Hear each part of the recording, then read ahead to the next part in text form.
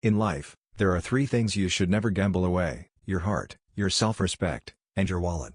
But my wife, Chloe Harper, threw all three into a casino called Birkin bag and lost everything.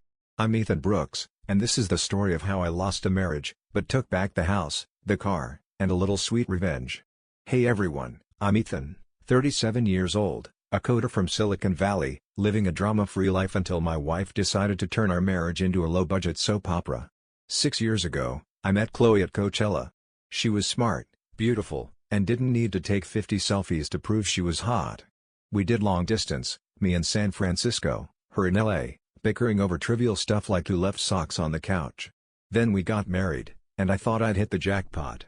But then Chloe moved to LA, started working with influencers, and became friends with Madison and Ava, two girls who live like Instagram as their reason for existing. From a wife who appreciated small gifts, Chloe suddenly demanded I buy a $6,000 Birkin bag, more than my first car. I said no, because, I like keeping money for eating, surviving. But Chloe didn't just get mad, she went to a party in Hollywood Hills and, slept with some random guy who probably uses cheap cologne and calls himself a DJ. All to get back at me for not buying the bag. So I took the house, the car, my self-respect, and sent her divorce papers with a side of shade. If you've ever met someone ready to sell their soul for a luxury item, tell me in the comments. Like, subscribe, and let's dive into this drama. Alright, YouTube crew, let's rewind to the good old days when Chloe and I were so lovey-dovey we could have starred in a rom-com that'd make Hallmark jealous. Picture me, Ethan Brooks, a 31-year-old coder with a closet full of hoodies and dreams of building the next big app. Then there's Chloe Harper, the 27-year-old marketing whiz who stole my heart at Coachella. No, I wasn't tripping on glitter or wearing a man bun. I was just a guy sipping overpriced beer when I spotted her dancing like nobody was watching, except me, obviously. She had this vibe, confident, witty, and not obsessed with checking her phone every 5 seconds. I slid into her DMs, I asked for her number like a gentleman, and that's where it all kicked off. We started as pen pals, basically, texting memes and planning weekend getaways between San Francisco and LA. Long-distance relationships are like coding a buggy app, one wrong move, and it crashes. But Chloe and I? We were pros. She'd drive up to my place, we'd binge tacos and argue over whether Inception was a masterpiece or just Leo DiCaprio looking confused for 3 hours. I'd fly down to LA, where she'd drag me to hipster coffee shops and make me try out milk lattes. Spoiler, they taste like sadness. Sure, we had our spats, like the time I accidentally left her favorite scarf in an Uber, or when she insisted on blasting Taylor Swift at 7 a.m. but we always talked it out, no reality show level meltdowns. Chloe was chill, grounded, and didn't care if I bought her a $10 bouquet or just cooked her a half-decent spaghetti dinner. That's why I was all in. 2 years in, I knew she was the one. So, I popped the question at a cliffside spot in Big Sur, with the ocean crashing below like we were in some cheesy movie. She said yes, tears and all, and I swear I felt like I just debugged the most complicated code of my life. 6 months later, we tied the knot in a small LA venue, surrounded by friends who got drunk on cheap wine and danced like they were auditioning for Step Up 6. Life was good. Chloe landed a transfer to her company's LA office, working in influencer marketing. Think pitching energy drinks to TikTok stars with 12 followers. We moved in together in a cozy apartment in Silver Lake, and I thought, this is it, man. We're building a life. I was pulling 6 figures coding apps, while Chloe was doing solid for herself, schmoozing with brands and planning Instagram campaigns. Money wasn't an issue, but we weren't out here buying private jets either. We were comfortable, splitting bills, saving for a house, and joking about adopting a dog we'd name by it because we're nerds like that. Chloe never struck me as the type to care about flashy stuff. She'd gush over a thrift store dress or a handwritten note from me, not some overpriced designer nonsense. If I got her flowers, she'd act like I'd handed her the moon. Looking back, those were the days when I thought we were bulletproof, like our marriage could survive anything: bad Wi-Fi, burnt dinners, even my terrible karaoke renditions of Bohemian Rhapsody. But here's the thing about love, it's like a perfectly coded app until someone installs a virus. For us, that virus came in the form of Chloe's new work besties, Madison and Ava, who I'll get to in a sec. At this point, though, I was clueless. I'd come home from a 12-hour coding sprint, Chloe would be cooking tacos, and we'd laugh about her boss's obsession with going viral. I'd tease her about her job, How she spent half her day convincing some wannabe influencer to promote protein shakes like they're the cure for world hunger. She'd fire back, calling my code nerd poetry nobody reads. It was our rhythm, our groove. I thought we were untouchable. Little did I know, the second Chloe started hanging with her new crew, our perfect little app was about to crash harder than a Windows 95 PC. Madison and Ava were about to rewrite her code, turning my down-to-earth wife into someone who'd rather die than be caught without a status symbol. But I'm getting ahead of myself. For now, picture us in our honeymoon phase, sharing cheap wine and big dreams, oblivious to the storm brewing. If you've ever had a love story that felt too good to be true, drop it in the comments. And don't forget to smash that like button and subscribe, because trust me, this ride's about to get wilder than a Black Friday sale at Rodeo Drive. Alright, YouTube fam, let's talk about how my wife went from "I love your burnt pancakes, Ethan" to "I need a $6,000 Birkin or I'll riot." When Chloe moved to LA and started her influencer marketing gig, I thought she'd just be juggling spreadsheets and pitching kombucha to wannabe TikTok stars. But oh boy, was I wrong. Enter Madison and Ava, the dynamic duo of drama who turned my sweet Chloe into a walking Instagram filter. These two were like the human equivalent of a Shop Now ad, flashy, loud, and always trying to sell you something you don't need. Madison, with her 10K followers and a closet full of knockoff Chanel, and Ava, who probably spent her rent money on lip fillers, were Chloe's new BFFs. And trust me, they were trouble with a capital T. At first, I didn't clock it. Chloe would come home, kick off her heels, and tell me about her day while I debugged code and pretended to listen. But then I noticed the shift. Her outfits went from cute coffee shop barista to "I'm headlining at Coachella." Think crop tops so short they're basically napkins and heels that could double as murder weapons. I'm no fashion police, but when your wife starts dressing like she's auditioning for a Cardi B music video, you raise an eyebrow. She'd spend hours curating her Instagram grid, posing with oat milk lattes like they were Oscar trophies. I'd tease her, like, "Babe, are you selling coffee or your soul?" She'd laugh it off, but I could tell Madison and Ava were pouring glittery poison in her ear. Then came the lifestyle creep. Chloe started dragging me to bougie brunches where the mimosas cost more than my car payment. She'd come back from girls' nights reeking of rosé and raving about some influencer party in West Hollywood. I tried to be cool, but when she came home at 3 a.m. after one of those nights, wobbling in stilettos and slurring about living her truth, I drew a line. I told her, no more clubbing with the Insta witches. She pouted but agreed, and I thought we were good. Spoiler, we weren't. Her phone started buzzing with group chat notifications at all hours, and I'd catch her giggling at Madison's stories about bagging a sugar daddy or Ava's tips on manifesting luxury. I'm over here manifesting a nap, but sure, go off. The real kicker came when our third wedding anniversary rolled around. I was planning something sweet, maybe a weekend getaway or a fancy dinner at that overpriced steakhouse she loved. But Chloe had other ideas. She sat me down, all serious, and said she wanted a Birkin bag. Not just any Birkin, mind you, but the Hermes Kelly Donsendogo leather, retailing at $6,000. I nearly choked on my protein shake. $6,000? For a purse? I could buy a used motorcycle or fund my entire comic book collection for that. I asked her why, and she hit me with, "Madison and Ava both have one, and I'm tired of feeling left out." Left out? Girl, we're married, not competing for prom queen. I tried to reason with her. I said, "Chloe, I'm not Jeff Bezos. How about a nice Kate Spade bag? Or, like, a vacation?"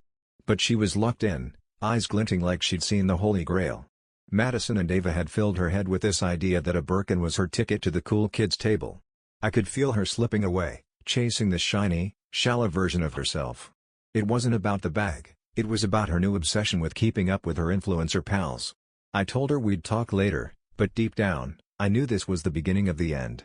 If you've ever watched someone you love morph into a stranger, hit me up in the comments. And don't forget to like and subscribe, because this train wreck's just getting started. So, YouTube squad, let's dive into the great Birkin battle of 2025, where my marriage turned into a cage match over a handbag. Chloe's obsession with this $6,000 Hermes Kelly Dance bag wasn't just a phase, it was a full-on personality transplant. I'm sitting there, Googling this purse, thinking, is this made of unicorn leather or what? Meanwhile, Chloe's acting like I've personally insulted her entire bloodline by not whipping out my credit card. I'm a coder, not a crypto bro with the yacht, so dropping $6,000 on a bag felt like setting my savings account on fire. But I loved her, so I tried to meet her halfway. I spent hours scouring the internet for a deal. eBay, The Real, even some shady site that looked like it was run out of a basement in Florida. Best I could find was a pre-loved Birkin for $4,500, which was still more than I paid for my first laptop. I pitched it to Chloe, thinking she'd appreciate the effort. Nope. She shut me down faster than you can say sold out. She wanted the bag, brand new, Togo leather, gold hardware, the whole influencer fantasy. I offered other options, a Coach bag, a Tory Burch, hell, even a knockoff that looked legit. But Chloe was like, it's Hermes or nothing, Ethan. I swear, her friends had brainwashed her into thinking anything less than a Birkin was a war crime. We argued for days. The first round was civil. I explained our budget. She said she deserved it because she never asked for much. Fair point, but $6,000 ain't not much. By round 2, she was yelling about how I didn't value her, how Madison and Ava's boyfriends dropped stacks on them without blinking. I fired back, Madison's guy is a wannabe rapper with a gambling problem, and Ava's dating a trust fund kid who lives in his mom's pool house. Things got ugly. Chloe stormed off to our bedroom, slamming the door so hard I thought the hinges would file for divorce before we did. I crashed on the couch, wondering how my wife turned into a real housewife of LA overnight. The worst part? She wasn't just mad, she was entitled. She kept saying I made enough to treat her, like I was some ATM with a wedding ring. I tried one last time, suggesting we save up together for the bag, maybe next year. She scoffed, called me cheap, and said, I'm not waiting to feel worthy. Worthy? Babe, I built you a custom PC for your birthday, not a paperweight. That night, she announced she was going to a work event with Madison and Ava. I should have known something was up when she packed a dress that looked like it was designed for a Vegas strip club, not a networking mixer. But I trusted her. Big mistake. I spent the next day trying to smooth things over, planning our anniversary dinner, hoping we could hit reset. But Chloe was different, distant, snappy, like I was the villain in her influencer fairy tale. I didn't know it yet, but she was already plotting her revenge. If you've ever fought over something as dumb as a purse, tell me in the comments so I don't feel like the only idiot here. Like, subscribe, and let's keep this drama train rolling. Buckle up, YouTube crew, because this is where my life went from rough patch to full-on Jerry Springer episode. It was the day before our 3rd anniversary, and Chloe was still giving me the cold shoulder over the Birkin fiasco. She'd gone to this work event with Madison and Ava, some fancy influencer party in a Hollywood Hills mansion. She came home at 4 a.m. wearing a dress that was more lingerie than outfit, claiming she'd changed at Ava's place because it was pre-planned. I'm not Sherlock, but that story smelled fishier than a Santa Monica Pier food truck. Still, I let it slide, thinking I'd win her back with a killer anniversary. I went all out, booked a table at her favorite rooftop restaurant, got her flowers, and even bought a $500 necklace, not Hermes, but sparkly enough to make her smile. I figured we'd bury the hatchet, maybe laugh about the Birkin fight someday. Wrong. That night, after dinner, Chloe was glued to her phone, texting like her life depended on it. I wanted to know what her influencer cronies thought of our anniversary, so I did something I'm not proud of. I snooped. Not her texts, but her Instagram. Big mistake number 2. See, Chloe forgot to end her Instagram live from the party the night before. The video was still up, buried in her stories, and what I saw made my stomach drop faster than a bad stock market crash. There she was, in that skimpy dress, grinding on some dude who looked like he spent more time on his hair gel than his personality. The livestream caught her giggling, whispering to him, and, yep, disappearing into a bedroom with Mr. Hair Gel. I felt like I'd been punched in the gut. But it got worse. In her group chat with Madison and Ava, she admitted it, Ethan's being a cheap jerk about the Birkin, so I had some fun to feel better. No regrets. No regrets? She traded our marriage for a fling with a guy who probably calls himself DJ Spicy. I was livid. I stormed into her bedroom, shoved her phone in her face, and said, "So, you screwed some rando to get back at me for not buying you a purse?" Chloe froze, clutching her phone like it was her lifeline. She stammered, tried to mumble an apology, but I was done. I told her to pack her crap and get out, 20 minutes, tops. She didn't fight it, just grabbed a bag and started throwing clothes in. When she reached for the necklace I'd just given her, I snatched it back and said, "Nah, you don't get to keep my love and my money." She left without a word, and I haven't seen her since. If you've ever been betrayed like that, drop your story in the comments. It's cathartic, I swear. Like, subscribe, and let's see how I turn this mess into a win. Okay, YouTube fam, Let's talk about the divorce from hell, where I fought to keep what was mine and still got stuck with a monthly reminder of Chloe's betrayal. After I kicked her out, I lawyered up faster than you can say prenup regrets. My attorney, a guy who looked like he'd sell you a used car and call it a Ferrari, was ready to throw down. Chloe's lawyer, meanwhile, was this smarmy dude who probably practiced his smirks in the mirror. They claimed Chloe was entitled to half of everything: house, car, my vintage Star Wars action figures. I was like, over my dead body will this woman take my Boba Fett? The big fight was over her cheating. I had screenshots of her group chat, that damning Instagram live, and my righteous fury. Chloe's lawyer tried to spin it, saying there was no proof of infidelity, like I'd made it all up. I slid those screenshots across the table like I was in a courtroom drama, and you should have seen their faces. Chloe looked like she'd swallowed a lemon, and her lawyer's smirk took a vacation. Still, they pushed for alimony, claiming Chloe gave up her career to move to LA. Gave up? She was still shilling energy drinks on Instagram. I argued she torched our marriage over a handbag, not because I was a bad husband. The court was a circus. Chloe's lawyer painted me as a stingy tech bro who refused to support her dreams. My guy fired back, saying her dreams were apparently banging random dudes at influencer parties. The judge, bless her, saw through most of the nonsense. After weeks of back and forth, I kept the house, the car, and most of my savings, minus a fat lawyer bill that could have bought a Birkin itself. But here's the kicker, I got slapped with alimony. For 3 years, I have to send Chloe a monthly check, like I'm funding her avocado toast addiction. Every time my phone pings with her "Hey, where's the money?" text, I want to eat myself into the sun. The worst part? She's called me drunk a few times, slurring apologies or whining about her hard life. Hard life? Try coding 12 hours a day while your ex lives her best influencer life on your dime. I keep it civil, send the money, and pray she chokes on her oat milk latte. If you've been through a messy divorce, tell me how you survived in the comments. Like, subscribe, and let's get to the fun part, my revenge.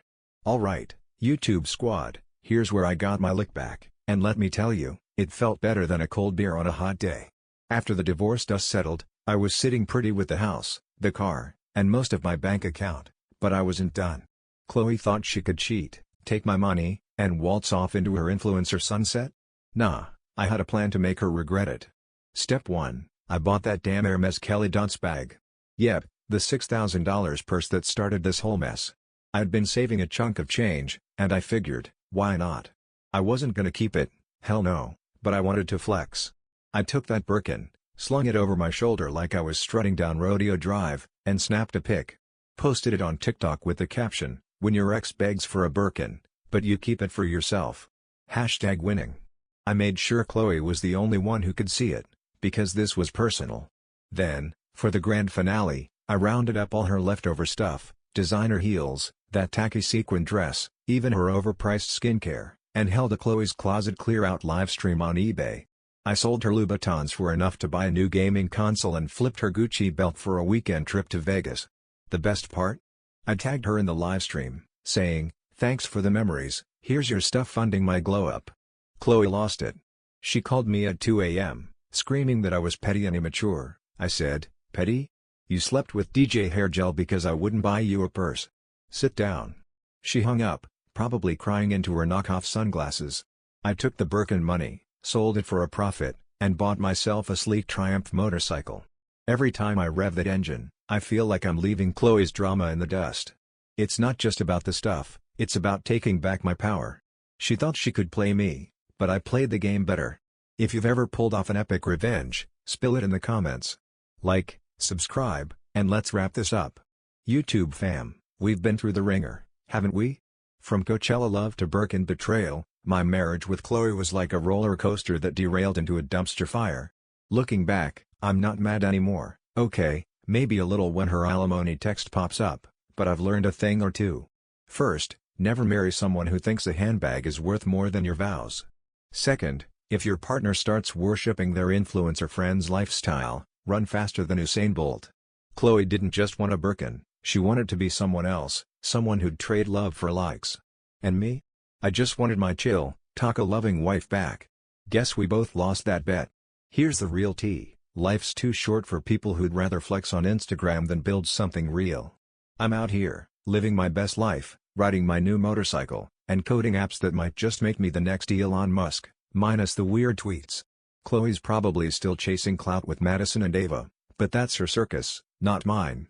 If I could go back, I'd tell my younger self to watch for red flags, like when your wife starts dressing like she's in a music video and quoting manifestation nonsense. But honestly, this whole mess made me stronger. I know my worth, and it's not measured in Hermes bags or alimony checks. So, what's the moral of this story? Don't let someone's entitlement burn down your life. If they're more in love with status than you, hand them a paper bag and tell them to draw their own logo.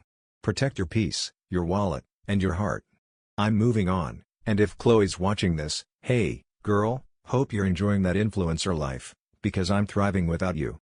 To everyone out there, if you've dodged a bullet or taken revenge like a boss, drop your story in the comments. Let's keep this community real. Smash that like button, hit subscribe, and turn on the notification bell so you don't miss the next wild ride. Thanks for sticking with me, YouTube fam. See you in the next one.